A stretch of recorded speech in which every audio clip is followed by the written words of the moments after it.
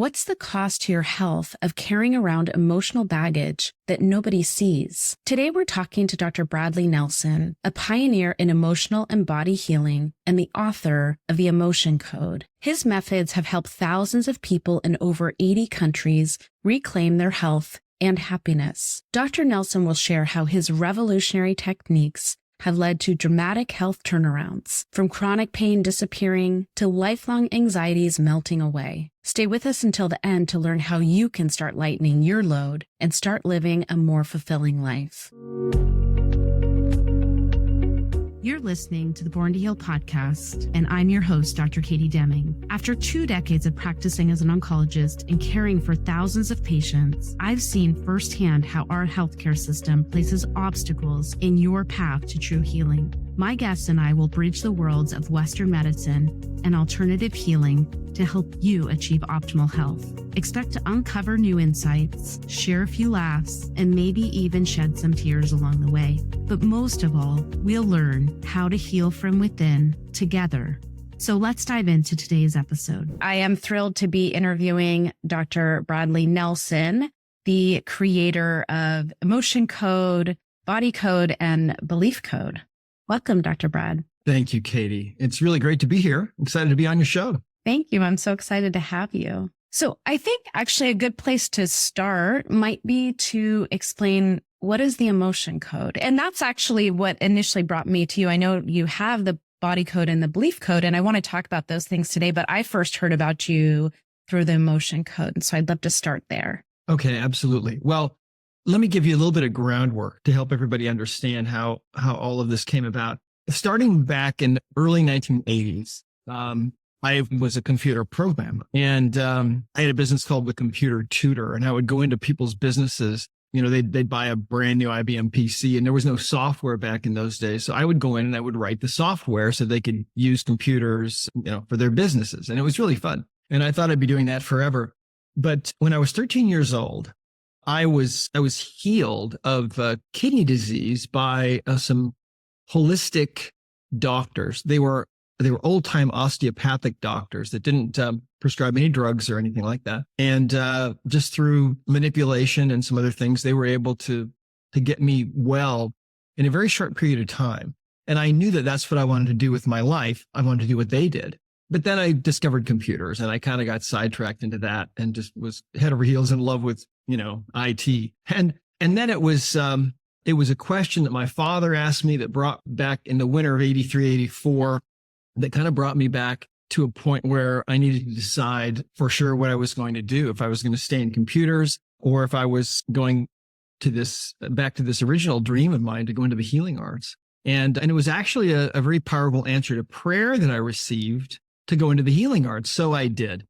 And so I went to chiropractic school, and I helped put myself through school by doing programming for the school, programming the admissions office computers and things. It was a lot of fun. But I remember one day my neurology instructor was up at the blackboard, and he was kind of riffing on how the brain is a computer. And I was sitting there with all the other students, and I was thinking, wow, the brain's a computer. I wonder if we'll ever have the technology to be able to access all the information that must be in that computer. Will we ever be able to hack into it? Will we ever discover a back end so that we can actually get information from that computer? Because, there must be a lot of information in there. It must know what's really wrong with people, why they're having symptoms. And I remember thinking, well, maybe in 200 or 300 years, we might have that kind of technology. Little did I know that that's exactly what I was going to be spending my whole career on.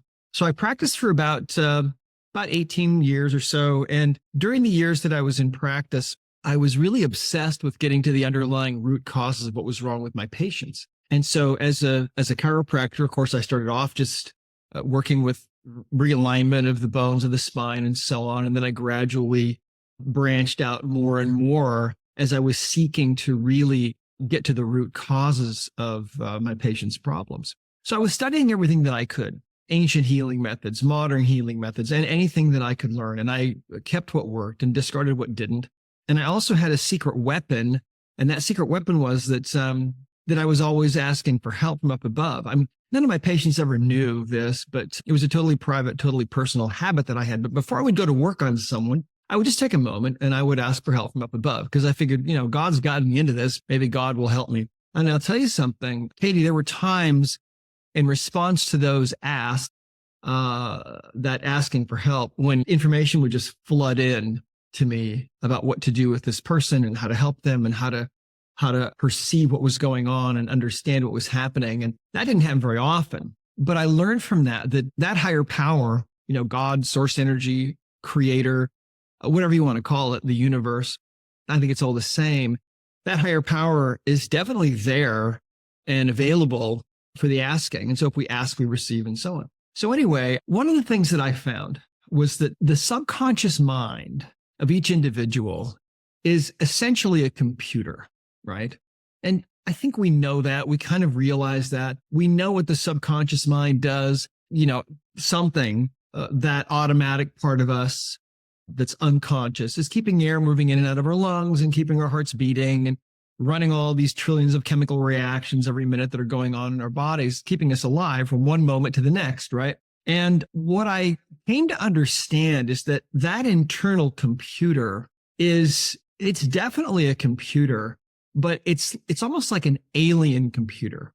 I mean, imagine trying to decipher an alien computer. Let's say a UFO lands and you have access to it and you walk inside of it and there's no screens and there's no keyboard. We wouldn't know what to do because that's what we're used to with computers. We're used to accessing them. Like I'm sitting at my laptop here. I've got a screen where I can see information. I got a keyboard. The subconscious mind has no screen. It has no keyboard, yet it's a computer. How do we access it? Well, what I have found is that subconscious mind communicates to us through our symptoms, the symptoms we experience. And those symptoms are things like physical pain, migraines, low back pain, neck pain, knee pain, etc.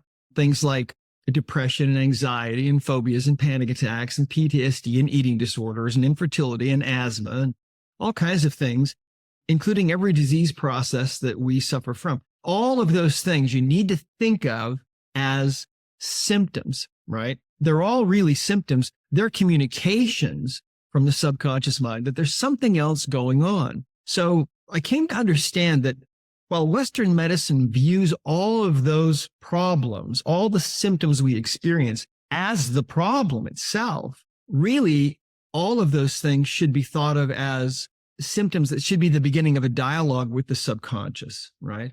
The subconscious internal computer, which wants help and is communicating to us in the only way that it can, through symptoms. There's no screen for this alien computer. But as a computer programmer, what that did is it set me up to understand how to communicate with the subconscious mind. And I was able to use some methods that had been developed by other people and something that's called kinesthetic testing or muscle testing, where you can ask questions of the subconscious mind and you can get answers. And so imagine going to Google and imagine if you could ask questions, but imagine if Google were a binary system so that it could only answer a yes. It could give you a yes or a no. And so it would be a lot different than the way that it works now. You'd have to think about how to formulate your questions so that you could get a yes and a no. You'd still be able to get to the bottom line. You'd be able to get to the result, but you'd have to think of things in a different way. And that's how the subconscious mind works. It's a binary computer. So we can ask questions and we can get answers from the subconscious mind as yeses and nos. And what that looks like really is a strong muscle, for example, for yes, or a weak muscle for no. And so this kind of muscle testing usually manifests, or it's usually seen where, for example, if I were there with you, and if you were to hold one arm out parallel to the floor, if you were to make a true statement like, my name is Katie, if I were to press down on your outstretched arm, you'd be able to resist me. And that's a strong answer. That's a yes answer coming from the subconscious, which is connected to the physical body. If you were to make an untrue statement like my name is Jim or something like that, you would not be able to resist the downward pressure. And that's a no answer coming from the subconscious mind. So it's actually very simple, this interface. So the subconscious mind, although it's incredibly complex to a point where we really can't, I think, comprehend it. I think it's divine in origin. And so it's beyond our ability to comprehend. Nevertheless, in terms of its interface, it's a binary computer. So what I found is in my practice, I could ask questions and get yeses and nos, and it could take me by simply using a process of elimination, I could get to the underlying root causes of what was wrong with my patients. And one of the first things that I learned in communicating, talking to the subconscious minds of my patients, one after the other, day after day, week after week, year after year, was that everyone, all my patients, no matter what they were suffering from, whether it was something physical or mental or emotional, they all had something in common. The most common underlying cause of their symptoms was actually something that I came to call emotional baggage. Now, let me explain how this works. And to set the stage for this, you have to understand that these bodies of ours are, of course, made of pure energy. We're beings made of pure energy. And if you ask any quantum physicist, they'll tell you, of course, that's true. You know, if you take a big enough microscope and you zoom in on your hand, for example, and you pass the level of the cells and you go past the molecules down to the level of the atom, you'd see there's nothing really in the atom. It's just empty space. And the next atom is a long distance away. And that's really what we are. Well, we have these emotional experiences, and we experience emotions all the time, but emotions are very special. When you start to feel an emotion, some stimulus occurs, you hear something, say something, you think something, you see something, whatever. There's a certain emotion that will often start to come up for us automatically. And that's a message from the deep subconscious. When that emotion is coming up, it's really a vibration. It's a frequency. Nikola Tesla said, if you want to understand the secrets of the universe, think in terms of energy and frequency and vibration, right? And so everything is energy, frequency, and vibration, and emotions are no different. And every emotion has its own specific vibrational frequency, right? So anger is different than grief and so on. Well, when you're feeling a certain emotion, it's like it's what I call the emotional loop. So we start to feel that emotion and we start into that emotional process, that little loop. And as that emotion is being felt, you know, you might think the thoughts that go along with that emotion. You might even feel some physical sensations with that emotion. And most of the time, what we do is we allow that emotion to be felt, we acknowledge it, and then we allow it to dissipate its energy, and that loop gets closed, and that experience is over, and we move on to the next emotional experience. And this happens to us, you know, multiple times a day. But sometimes what happens is we interrupt that process. Sometimes an emotion is starting to come up for us, and we make a decision that we're not going to go there. We're not going to allow this experience to happen. And so we bottle up or we bury that emotion. We push it down. And so that experience then, that little emotional loop that was trying to complete now is stuck open. We have an open loop now. And the energy of that emotion that was trying to manifest now is kind of suspended in a way in the body. It's like a little ball of emotional energy. And that's what these are. We call these trapped emotions. Now, another way that trapped emotions are formed is if you're feeling an emotion and you're starting into that emotional loop and you make a conscious decision that you're going to become really involved with that emotion and you choose to amplify that frequency and get really upset. And we have all done this, right? We all do this. And that also can result in the formation of an open loop where that energy also was trying to just come in and then go out, kind of like the waves of the ocean, right? Kind of like breathing in and breathing out. But now it's stuck open. So you have another open loop. Sometimes things happen to us also that are just overwhelmingly powerful emotionally, and that can also create an open loop. So what I found was all of my patients had these open loops.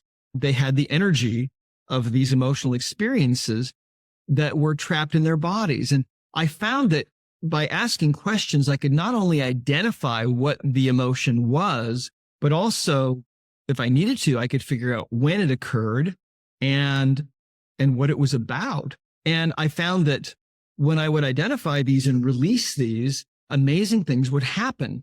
For example, I remember I had a man that came into me many years ago suffering from really serious low back pain. It was about a 9 on a 0 to 10 scale, been going on for a while, number of weeks. I tested him using the emotion code. And if you can imagine, so he's got his arms stretched straight out. I'm asking questions, really talking to his subconscious mind. And his body is involuntarily giving me responses, strong for yes, weak for no.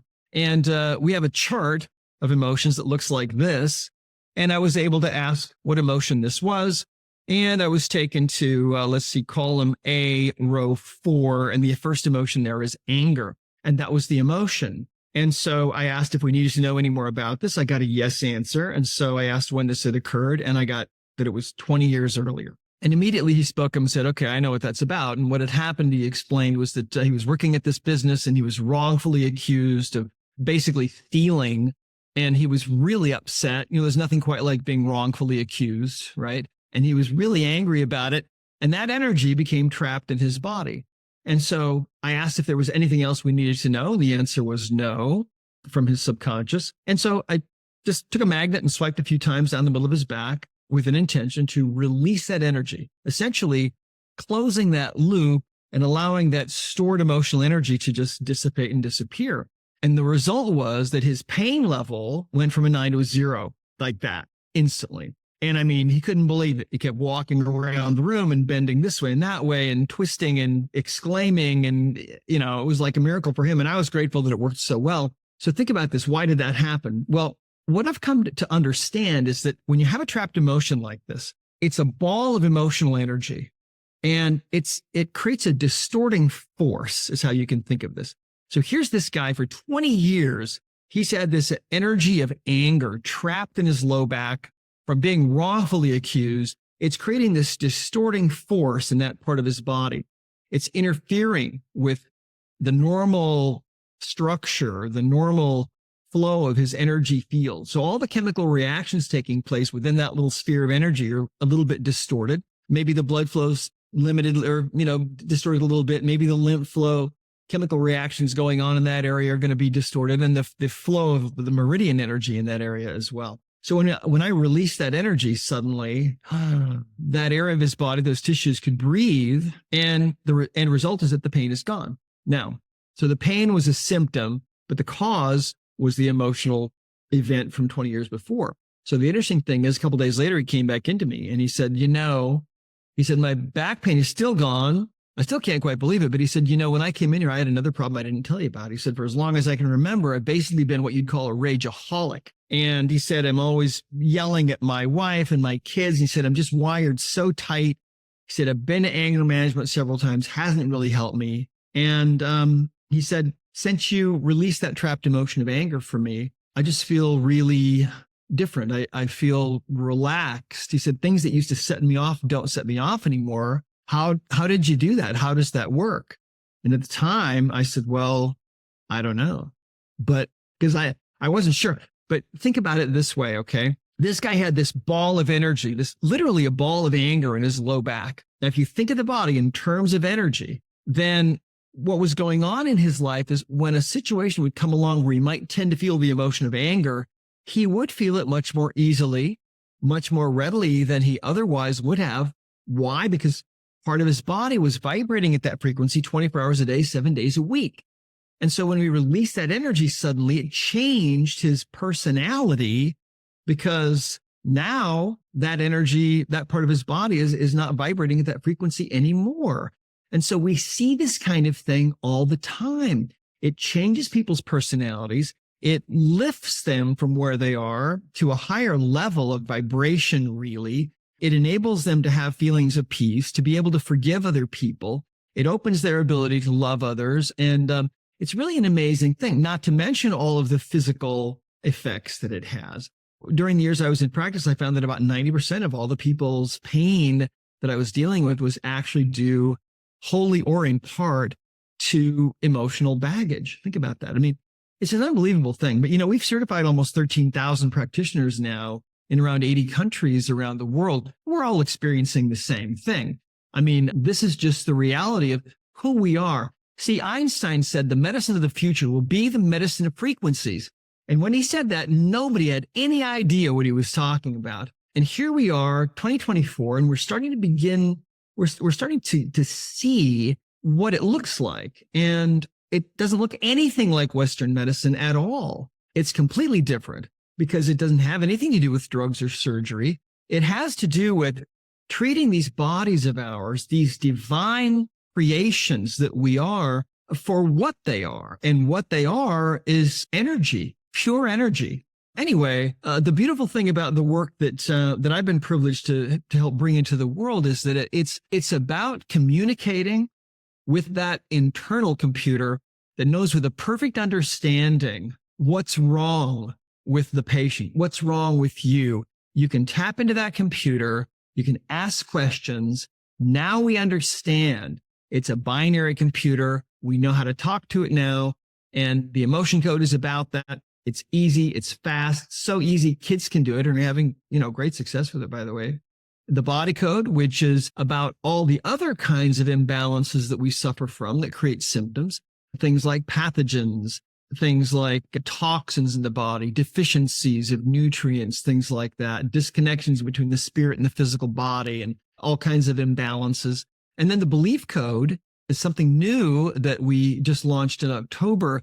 And what it is a way to use the subconscious mind to identify the negative belief systems that you've built up during your life. And a negative belief system, essentially, we have found consists of connected negative statements that you have come to subconsciously believe. Like, say your dad tells you over and over, well, you're never going to amount to anything.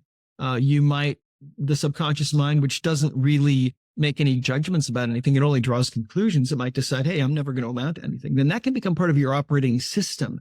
Then other negative statements can get attached to that. I'll never amount to anything. Therefore, I can't ever be successful. Therefore, I'll never find love. Therefore, nobody likes me. And you can form these trees of negative beliefs in the subconscious mind. We now know how to identify those and actually delete those and knock them right out. That's the belief code. So anyway, that was kind of a mouthful, but anyway. Actually, I was like, wow. And I love this description of how you came upon this and how you see it and how it works. I feel like that was a beautiful explanation and really helped me, who already knows a little bit about this, to really understand what you're talking about.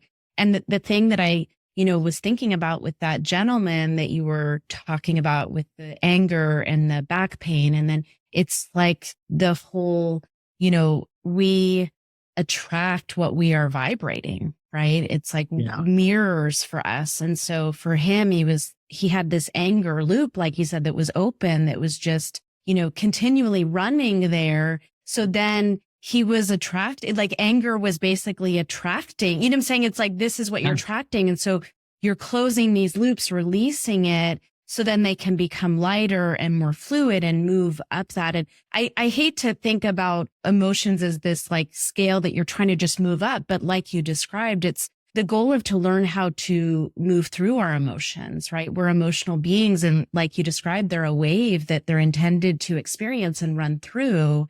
And I see this in my practice. So, as a radiation oncologist, I practiced for 20 years and saw, most of my specialty was breast cancers and a lot of suppression. Like I can just tell you, I saw a lot of emotional suppression. And that was one of the things that led me to leave, is realizing there's this big emotional component tied into physical illness. And as you described, I love the idea of thinking of the subconscious as a computer and this binary system, and that it has information and that you can use the yes, no questioning as a way to access the information. It's just like, I love that you just took that and you just went on, because you gave such a beautiful explanation. I really understand it much more deeply, and I'm sure my listeners will too after hearing that. So thank you for that.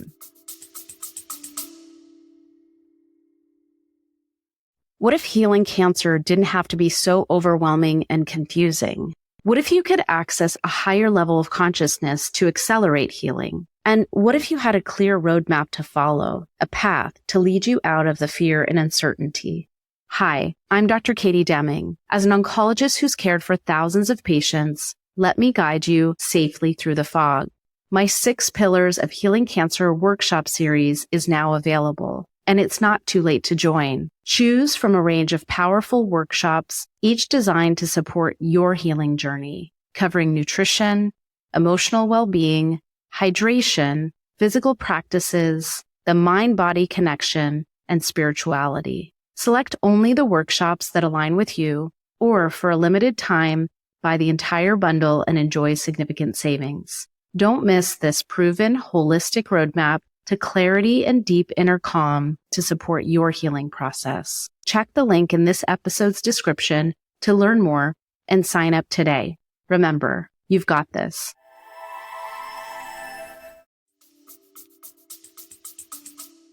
Yeah, absolutely. Well, that's the truth of it. Truth sometimes is stranger than fiction. Here we've had these bodies all these untold thousands of years. Meanwhile, and we've been trying to figure out, how do they work? Well, it wasn't that long ago that the idea was if you were sick, it was because your blood was bad or you had too much blood or whatever. So they'd drain blood out of you. And if you survived that, then they knew that worked. So we're really not that far from that now. If you think about it, in Western medicine, the answer is to suppress these symptoms for the most part, right? Meanwhile, the symptoms are the way that this binary computer is expressing itself to us through these symptoms. And I've come to understand, Katie, that these symptoms can be basically anything that is less than the perfect life that you want to be living. You can't find your soulmate. Guess what? That's a symptom. You can't make enough money. You can't seem to break through the ceiling. Guess what? That's also a symptom. There can be, like I talked about with the belief code, you can have negative belief systems in there. You can have emotional baggage. You can have emotional energies built up around the heart that can create a heart wall that can make it harder for you to give love and receive love. And it's really such a fascinating time that we're living now because all of this information is coming out about who we really are and what we're really capable of. Meanwhile, the Western medical model is, of course, tremendously valid for acute problems, right? Western medicine is great at acute problems, acute issues, and it will always be needed. People are always going to have traumatic things, but the problem is applying the Western model of medicine to everything. And it doesn't work for everything. It works great for acute problems, but most of the time, most people don't need to be taking some kind of petrochemical pharmaceutical drug. Most of the time, most people don't need surgery. Most of the time, what they need to do is communicate with their own internal computer and ask, well, why am I having this symptom? What's really going on? It's very willing to give its answers, which is just an amazing thing. But I never would have been able to figure this out if I hadn't been a computer programmer all those years ago, because that helped me to have a kind of a paradigm for all of this. Yeah. Well, and I love that because it's just an example of how we are exactly where we're meant to be. And for you, having that computer programming background was exactly designed in this way so that you could, in your practice, recognize that there's a system that could access this information. And that's helpful for me to think about because sometimes as I've left Western medicine, I'm like, well, why did I become an oncologist and spend 20 years doing that? But now I realize, well, all of that happened for a reason too, because I deeply understand this system. And as I step out and bring in this other information, I can understand how they work together or not, and how the big picture, all fits together, so I think that it's one of those things we all have our experiences for a reason, and it brings us so that we can, come up with new ways of practicing our own art. And I love this art that you've created. And actually, I'm happy that you brought up the idea of the heart wall, because that was one of the things that I was curious about in reading about your work. I'm wondering, can you talk a little bit about the heart wall? Absolutely. It's really the most important part of the emotion code. And, well, let me just say that there were times in my practice before this was shown to us about the heart, I would come away from visits with patients and I would just have this nagging feeling that there was something missing. I was missing something. There was emotional baggage that this person had that I wasn't able to find, and, for some reason. Well, eventually what happened was my wife had a dream.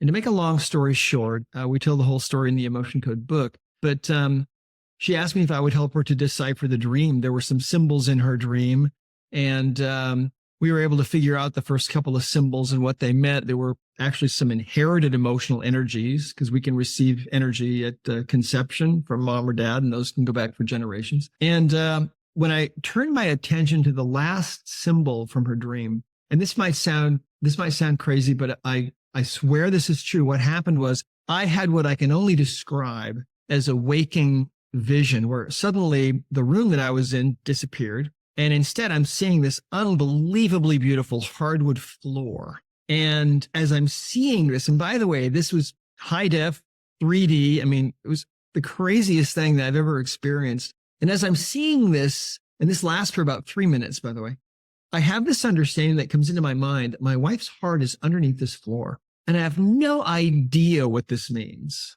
but it's persisting. And I tell my wife what I'm seeing and understanding.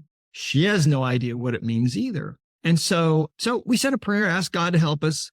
And then I started muscle testing her, asking her subconscious mind, her binary computer, what this is. And what we found was when she was about age 2, she started to put up a wall around her heart. And that wall was made of layers of these emotional energies that had accumulated in her body. And so the price that she paid for having all of this emotional energy wrapped around her heart, we came to call this a heart wall, was that it was easy for her to feel negative emotions, harder to feel positive emotions. It was creating anxiety and depression for her.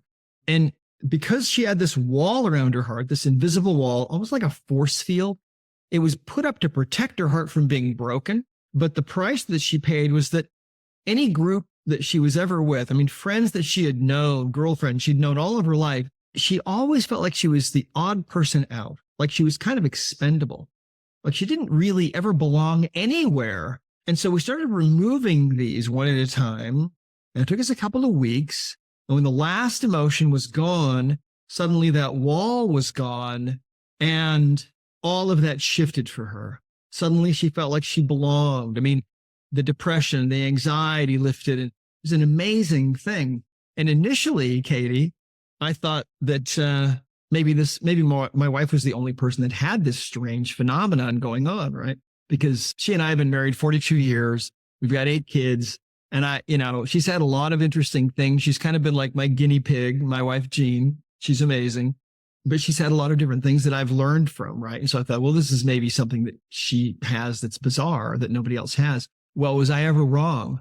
We find that about 93% of people have put up a wall around their heart when they were going through some kind of heartbreak.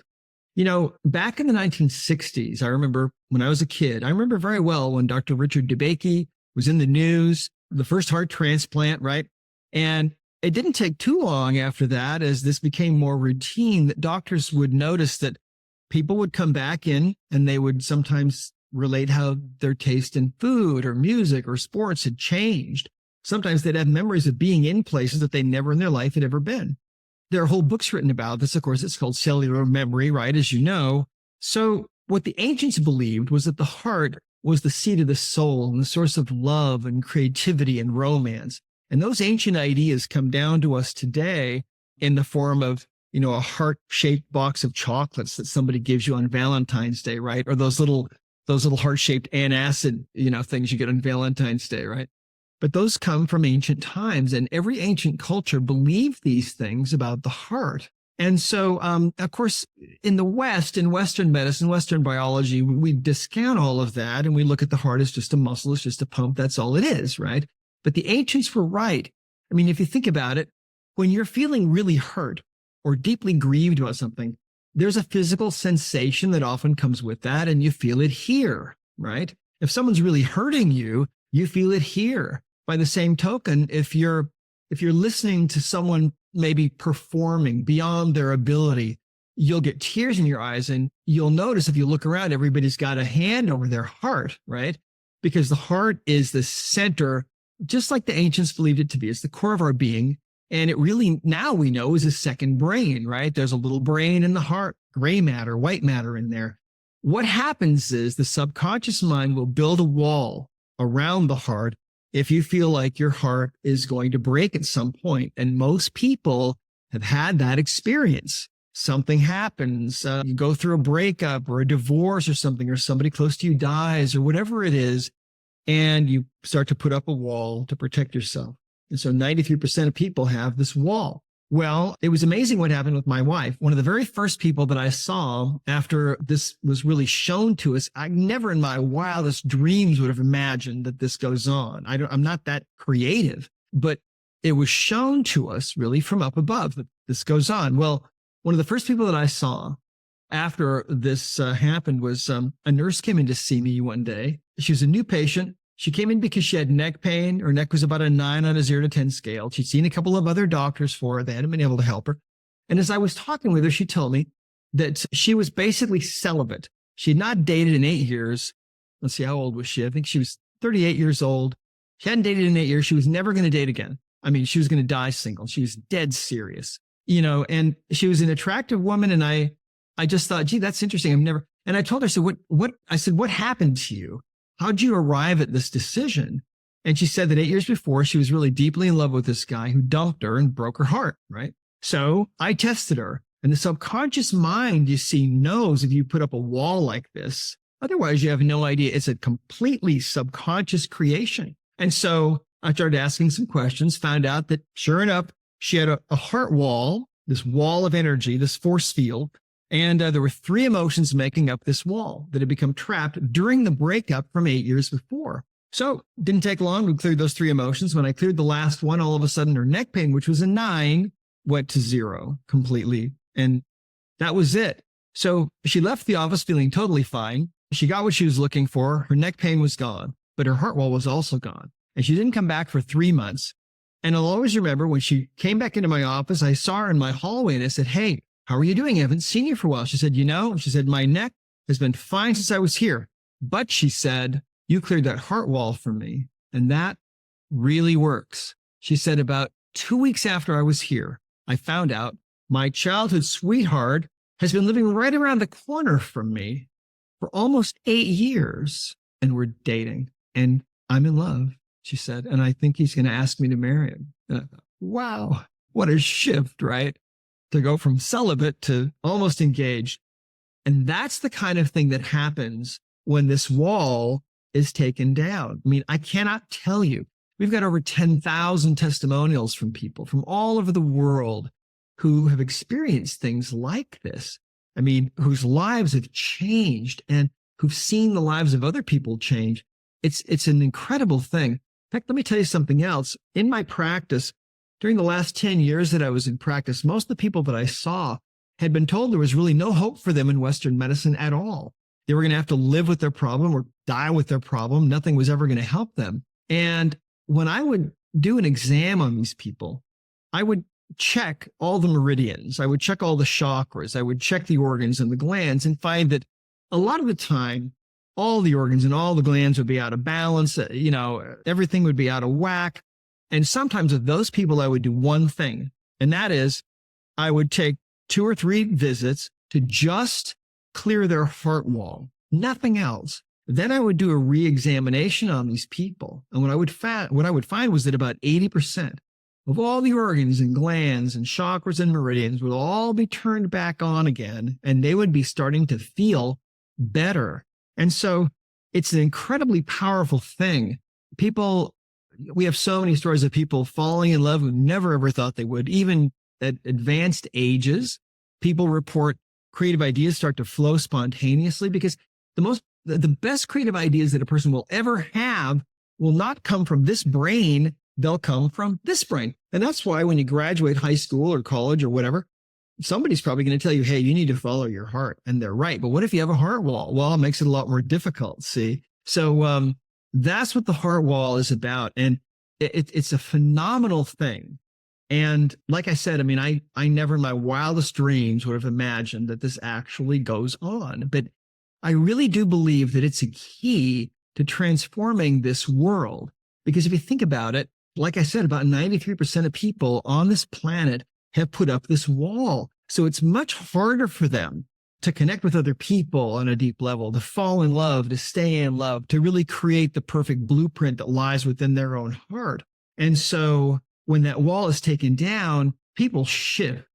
And one of the most beautiful things that we hear all the time is people telling us that they feel like they're changing and transforming back into the person that they were intended to be in this world. I mean, how amazing is that? But that's what this is really all about. See? Yeah. Well, and that is beautiful. And I think that it ties it. Now we have, research about heart coherence and heart rate variability and all of these things about the importance of, and the, second brain in managing all of the systems of the body. And so interesting that you saw that, basically I love with your wife's dream and using this information to uncover this and then finding, what a valuable thing it can be and it makes sense that 93% get living in the world that we live in. Right.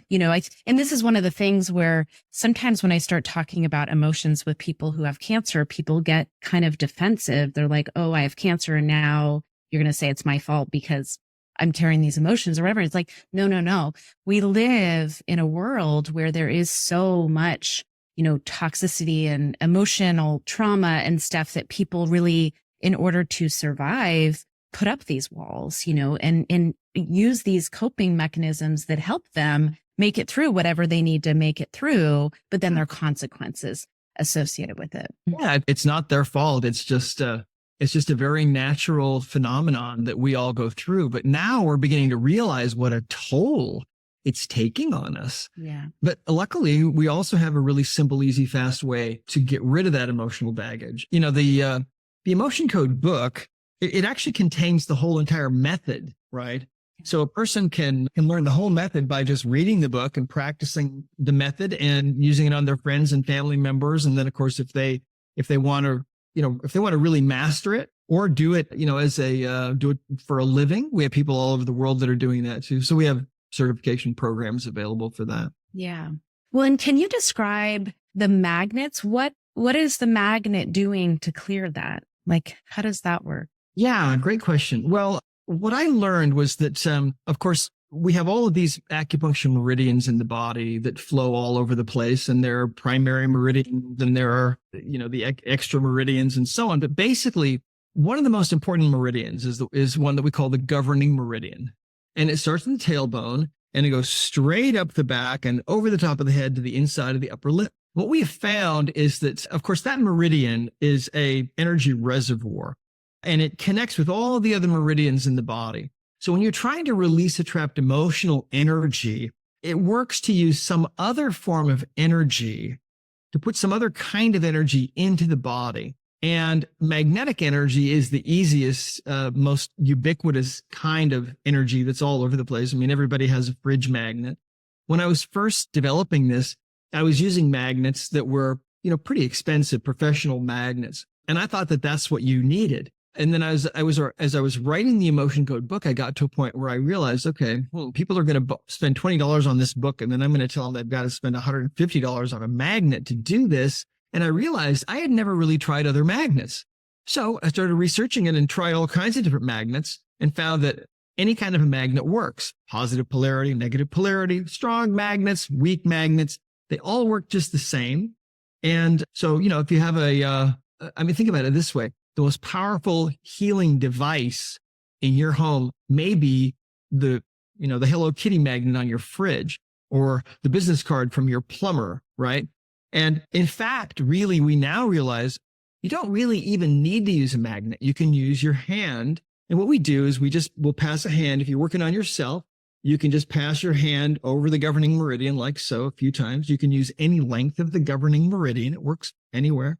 Your hand is also, it's biomagnetic, and it's really all about intention. And so this brings in the whole quantum physics aspect of this, really. Einstein said the medicine of the future will be the medicine of frequencies. Well, that's what this looks like. And so it's different from Western medicine, of course, in these really profound ways. But the beauty of it is that it's so simple, and yet, the results can be so powerful and so life-changing. When you ask the body what it really needs, and you give the body what it actually wants, wow, things can change really rapidly. And so, Yeah, that's kind of what it's about. So when we use a magnet on somebody, what we do is we go through this little process of identifying a trapped emotion. And we ask about where the emotion is. And again, asking the subconscious mind, the binary computer, what we do is we'll use a chart. This is the emotion code chart. And we'll ask, okay, let's say, for example, you're dealing with, maybe you have a migraine headache or something. What we could do is we could ask, give a trapped emotion that's contributing to this problem. And if we get a yes answer, either muscle testing you, or you can also muscle test yourself as a practitioner or a user, you would then ask, okay, is the emotion in column A? If that's a no, weak answer, then that means it's in column B. There's 60 emotions on this chart. It's divided into 2 columns and 6 rows. So we just use a process of elimination. So let's say we find, oh, it's in column B. Then we would ask, is it in an odd row? And we're talking to the subconscious. Maybe it says yes. Okay. Is it in row 1? No. Is it in row 3? Yes. The subconscious knows what the emotion is that we're after, right? And so now we're in column B, row 3. So we'll ask, well, is it confusion? No. Defensiveness? Maybe that's a no. Is it grief? Yes, it's grief. Then we would ask, do we need to know more about this? And the reason why we ask that question is the subconscious mind sometimes needs to have more information brought to conscious awareness in order to close the loop. So you might need to know when this happened. Typically, if you need to know more, that's usually what you'll need. And so let's say we find out, let's say you're 40 and we ask, okay, did this occur earlier than age 20?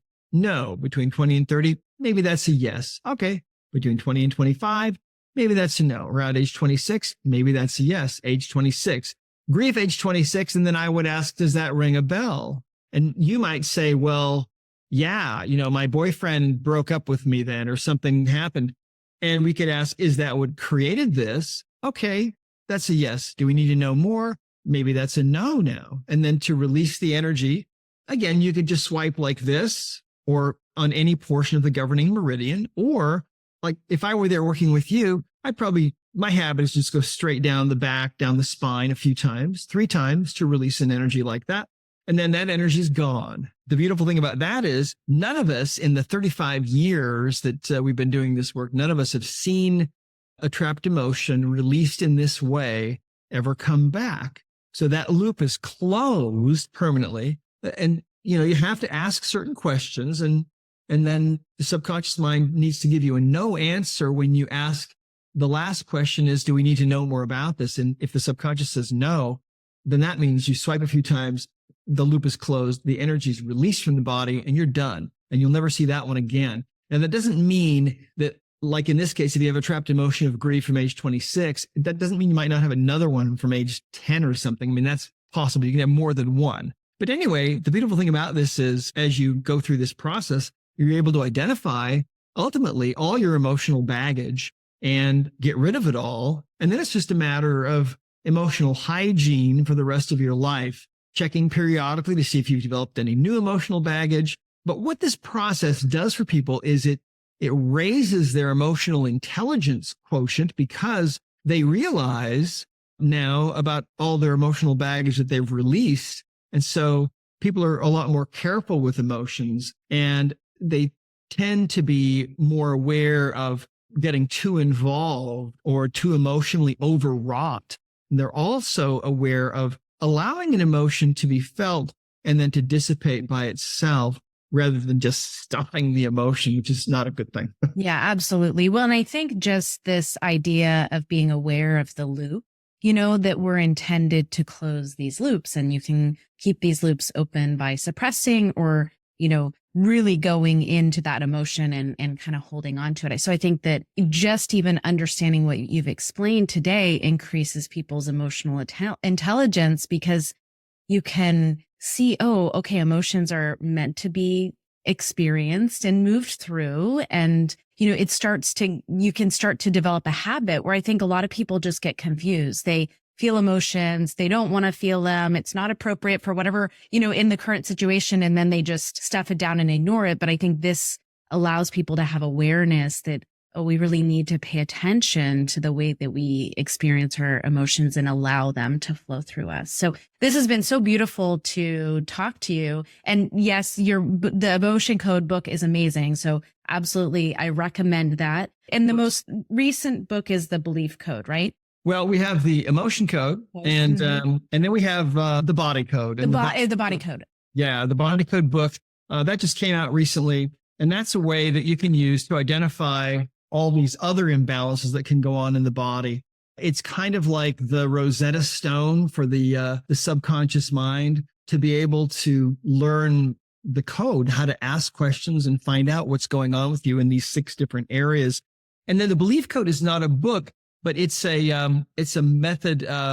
It's a method of finding those subconscious negative belief systems and getting rid of those. It's our 3rd level of certification, is what it is.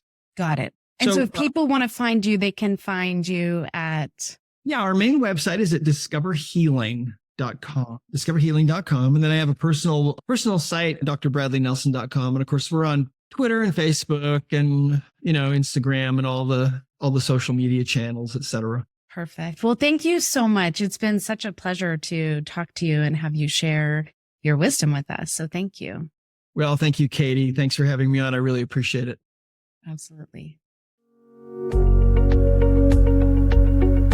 Thank you for joining me on Born to Heal. It's been a privilege to share this time with you, and I hope that today's episode has offered you valuable insights on your journey toward optimal health. Please consider subscribing, sharing this podcast with your friends, and leaving us a review. To learn more about how you can work with me, please visit katiedeming.com. You can find additional resources in the episode show notes linked below, and remember to join us next week as we continue to explore more holistic approaches to healing.